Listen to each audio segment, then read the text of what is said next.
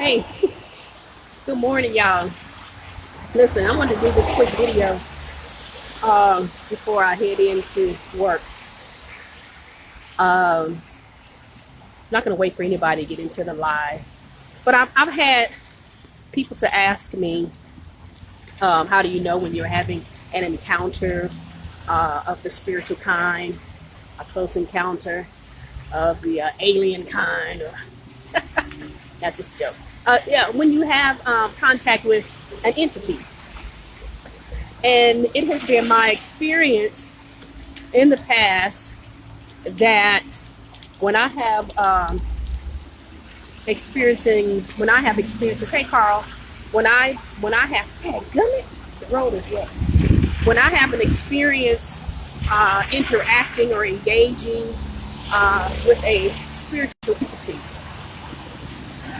people, there are some things that happen to me, which lets me know what my that I'm getting ready to have an experience. I'm trying to walk, talk, and think at the same time and chew gum. That's hard. Anyway, so there are a couple of things that happen to me when I'm getting ready to have a spiritual encounter with an entity. First of all, since I'm an empath, and most of us who have spiritual gifting are empaths.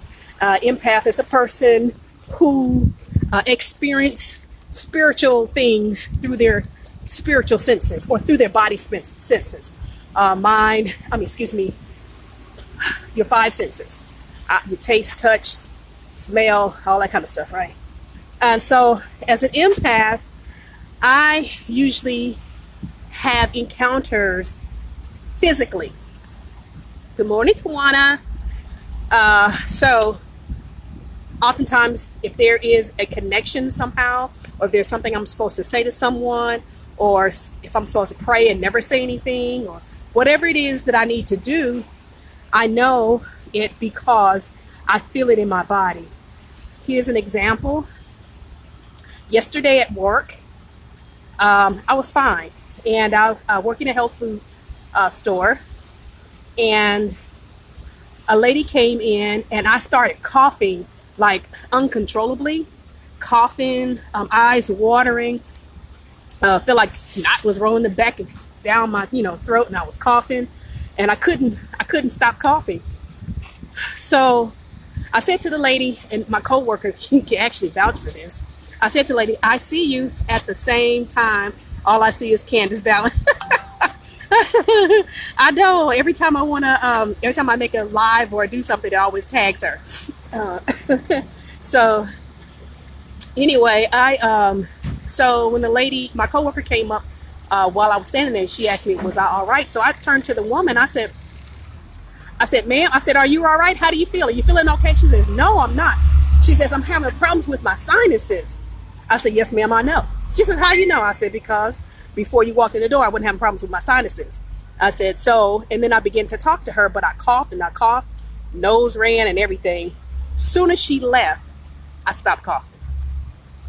So that was my indicator. So she and I had a conversation about what it was that she needed to take and what she needed to do, and some other things. I'm sure there were some other things that needed to be said, but of course at work I couldn't say those things. So I just left it where it was and just did a little quick prayer for her, blah, blah, blah, blah. Okay, another indicator. I went to go see my friend Cynthia. Cynthia's in the hospital because she got hit by a car. She's actually in a rehab facility now because she got hit by a car. So my girlfriend Helena says to me, hey, let's go see Cint tomorrow. I said, okay, cool. So I get up. I hadn't seen Cint since she was in the hospital. I got up, I did my thing, but my leg, my right ankle started hurting. Hey, Mambo. Started hurting, and it was just tender and sore, and I was actually limping. So we go all the way up to see Sis at the facility, and we get in there. She's sitting up, she's doing fine, she's looking fantastic, doing great. Both of her legs had been hurt, and she had pins and all kinds of stuff in her legs, Alafia. And so when I get in and I'm kind of limping, I say to her, is your right leg hurting? Is your ankle hurt? She said, girl, yes.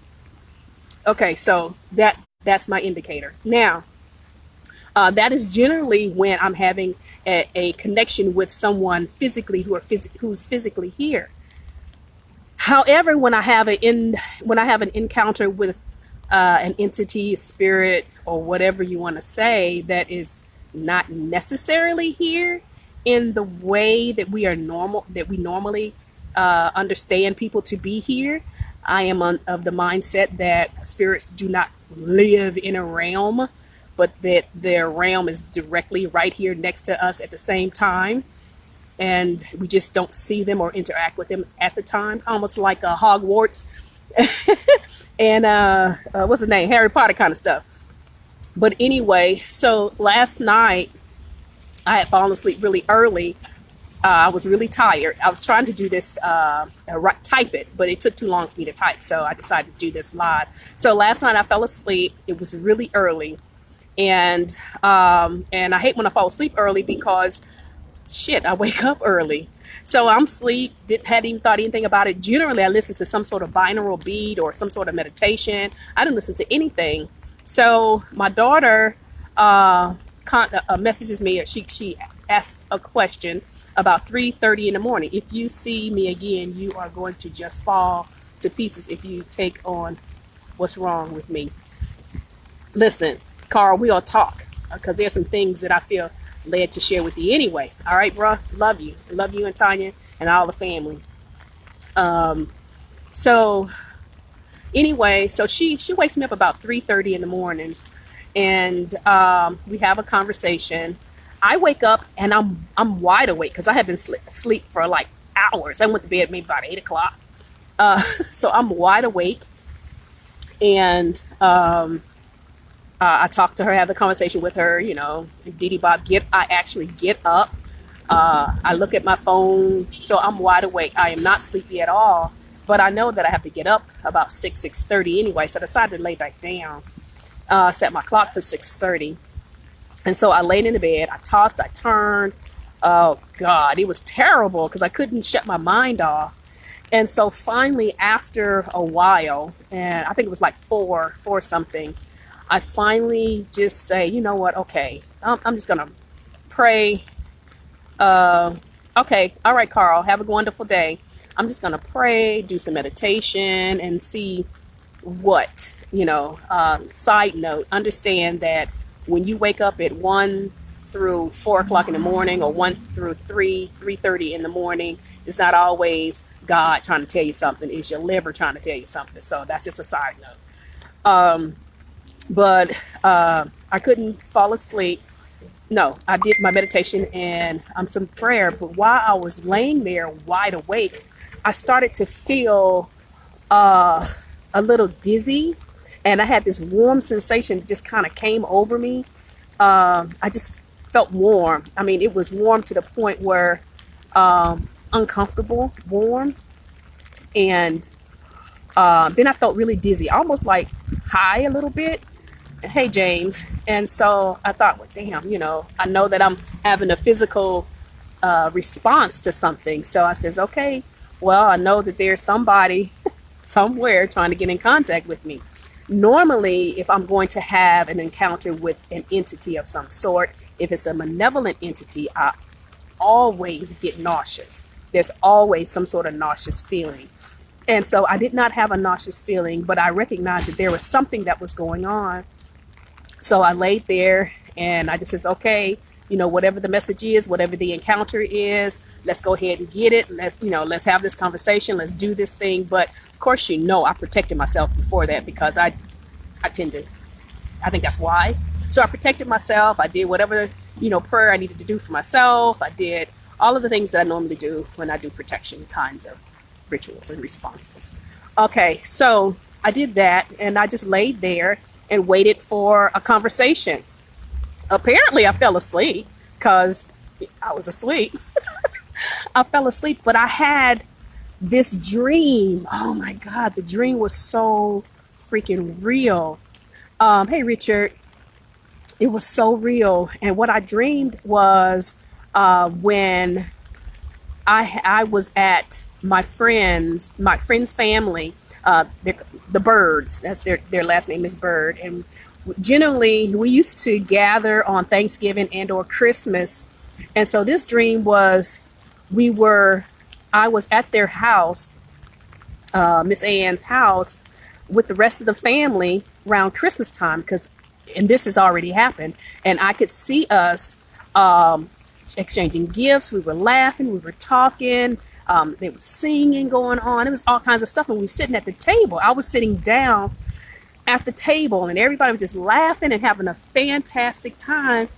Then, in the midst of the laughter, I heard this familiar laugh. It was so familiar. It just started laughing. I looked up, and it was my mom.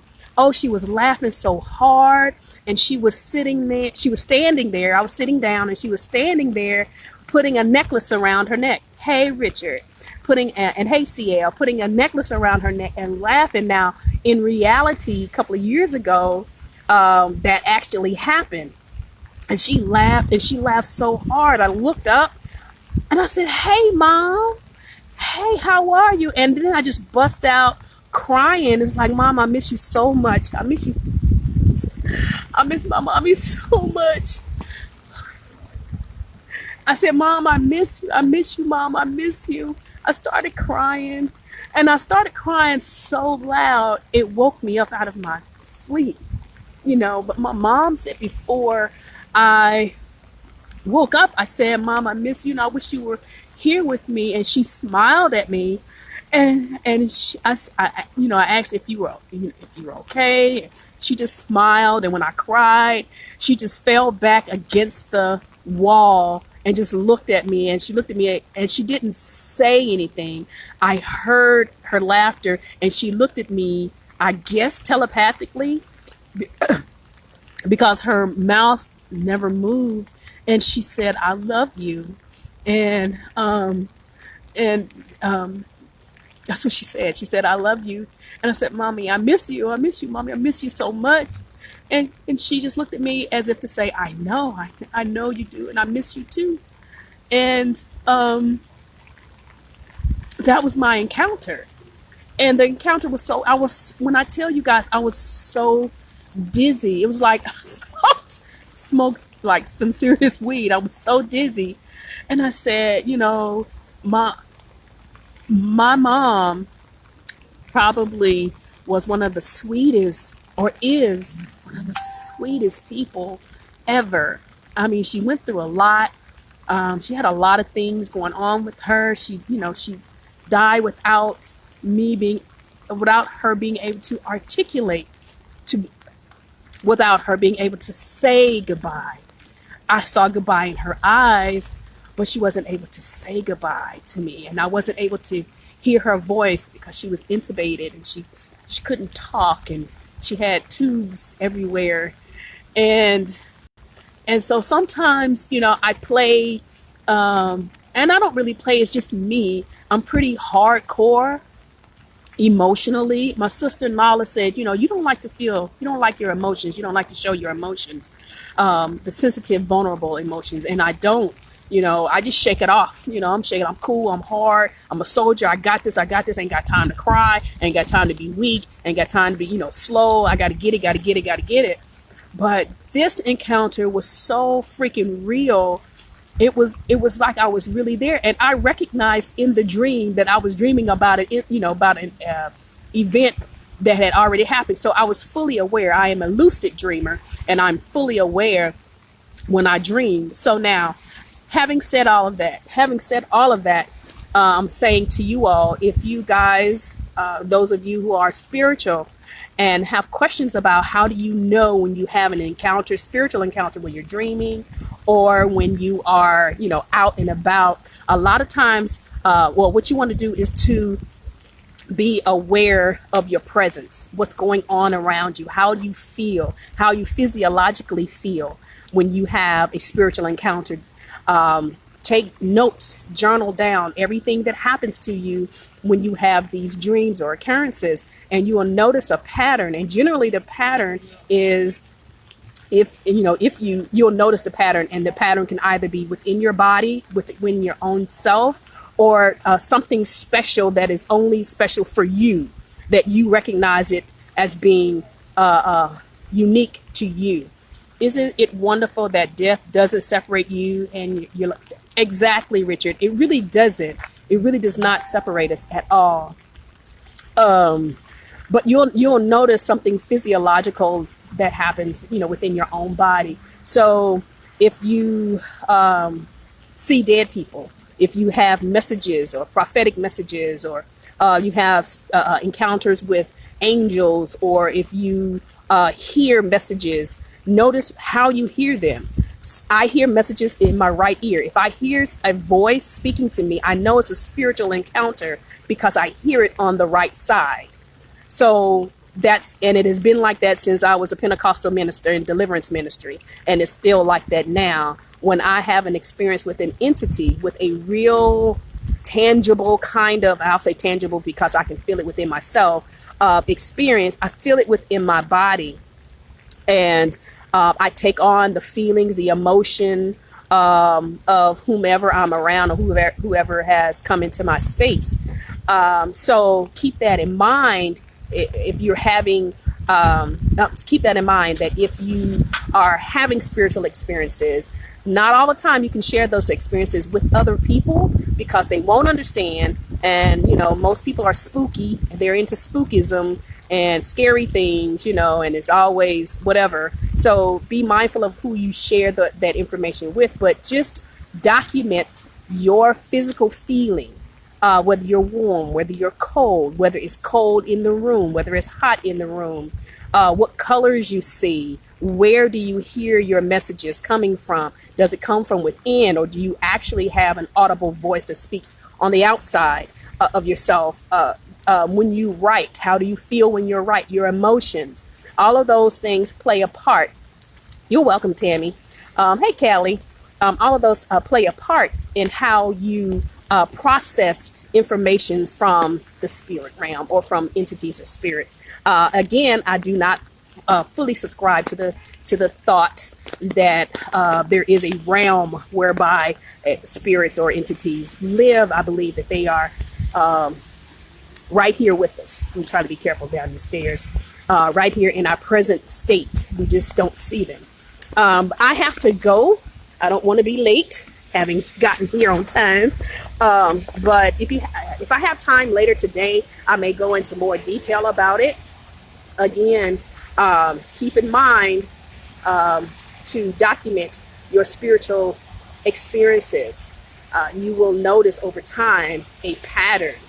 And so that will be your indicator in knowing who, what, when, and where, how, or whatever the questions you need to ask, who's interacting with you. And you may just find out that you're having spiritual occurrences more often than you realize. Okay? So I got to go, you guys. Peace and blessings to you all. Bye-bye.